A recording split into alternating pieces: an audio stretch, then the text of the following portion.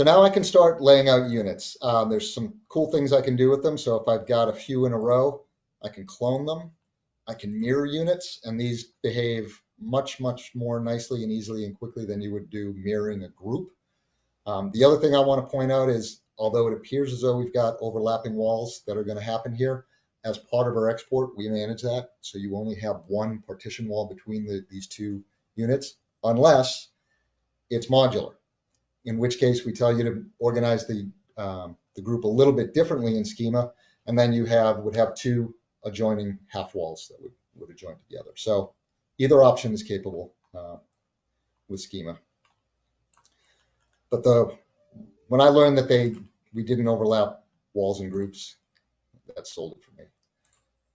All right, let me keep laying a few of these units out. Right, can drop some double units in here. Rotating, mirroring is super simple. So these are for well-defined spaces, right? Orthogonal spaces. I've got some spaces down here, and maybe I want to have a couple of kings down up against this this rounded shape. So I can clone the unit here, flip them, kind of drop them back into space, and now I can actually, what we do is we will detach it from the base unit, which will instantly make a kind of a copy of it. But now I have full control over these drag points, and I can start manipulating this and dynamically updating the units, and they dynamically update the morphed units themselves, right? So this area over here, this master or king size bathroom over here, I said, do not move. I've got this well defined. If we're going to morph anything, it's going to be around, this living space that I've got. So whole bunch of different options here. And you can see you can start quickly laying out and puzzle piecing entire sets of layouts.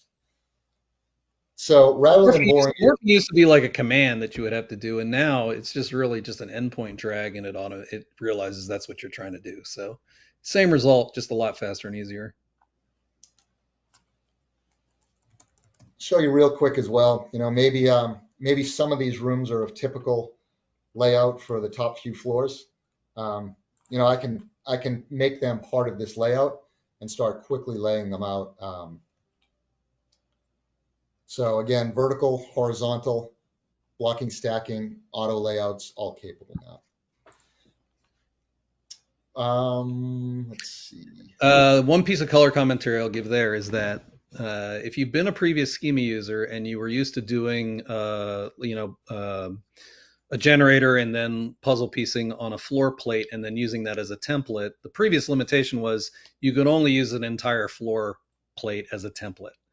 What we've done here with this ability to control things vertically is we've effectively made it so you don't have to use an entire floor as a template. You can just make a part of a floor template, like the cores, or a layout where, let's say, in a medical facility, you've got 3 floors of lab space and you need to keep them vertically aligned for medical gases or something like that. You can use this for that as well. So it's the ability to duplicate part of a floor and to have interlocking chunks of floor that work together, and you can manage them as a template, but it's not limited to only whole floors now.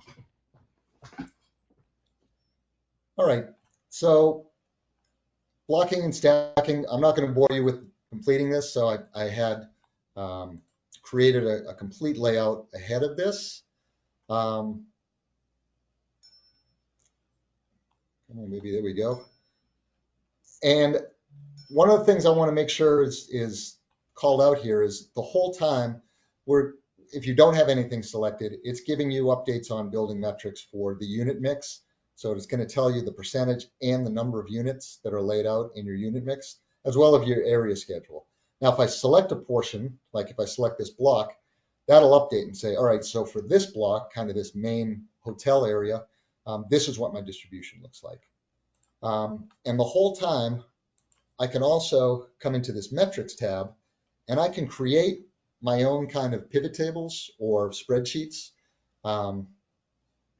We do come with the default accommodation schedule, so you can kind of look at, what the layout is of various things. I can drag and drop different parameters that we're keeping track of the whole time here, and kind of identifying what what the count is, or what the area is, or whatever sort of parameter you're looking to control here.